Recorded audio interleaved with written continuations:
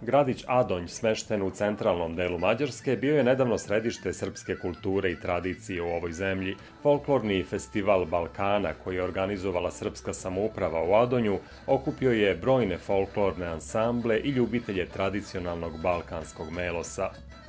Centralni događaj kulturno-folklorne manifestacije ovde u Adonju svakako je bila promocija izdanja pod naslovom Istorija Srba u Adonju autora Milana Dujmova. Ova knjiga na interesantan način govori o istoriji naših sunarodnika iz ovog grada koji su uprkos svojoj malobrojnosti ostavili duboke istorijske tragove u ovom delu Mađarske.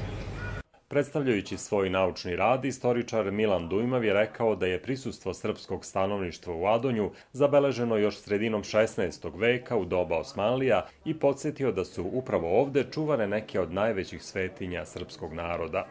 Baš prilikom ovog istraživačkog rada smo pronašli jedan vrlo važan podatak da ovde u Adonju prilikom seobe su izbegli mošti despota Stefana Štiljanovića, čiji mošti danas počivaju u Sabornom hramu u Beogradu, a on je bio zapovednik grada Šikloša 1515. godine kada je umro i posle nezadugo je pravoslavna crkva proglasila ga za svetitelja.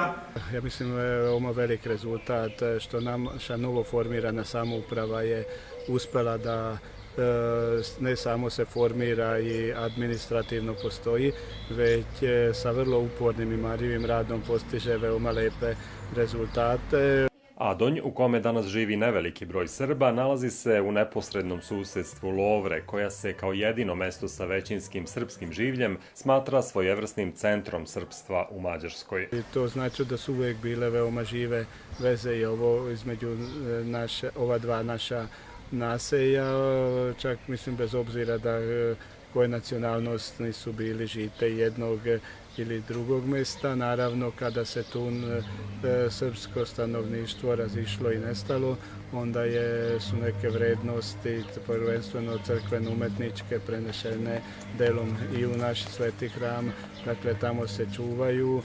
Posetioci folklornog festivala Balkana imali su prilike da tokom celodnevnog programa pogledaju uglavnom srpske, ali i koreografije igara drugih balkanskih naroda. Pa tabanaši su iz Budimpešte, oni u većini igraju srpske igre i iz Matice i iz sakupljene igre iz Mađarske.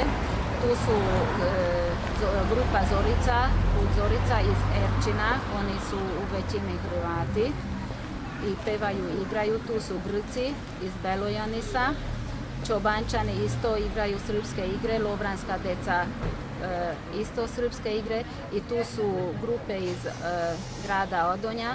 Poseban kuriozitet festivala bilo je učešće polaznika zabavišta i srpske osnovne škole u Lovri. Pod budnim okom vaspitačica Milice i Dijane Aleksov, folklorni ansambl ove škole dokazao je da srpska zajednica u Mađarskoj nema razloga da brine o tome hoće li našu folklornu tradiciju imati ko da nastavi. U programu su takođe učestvovali članovi Srpskog pozorišta u Mađarskoj, dok su najmlađi imali prilike da svoj umetnički dar isprobaju u likovnoj radionici.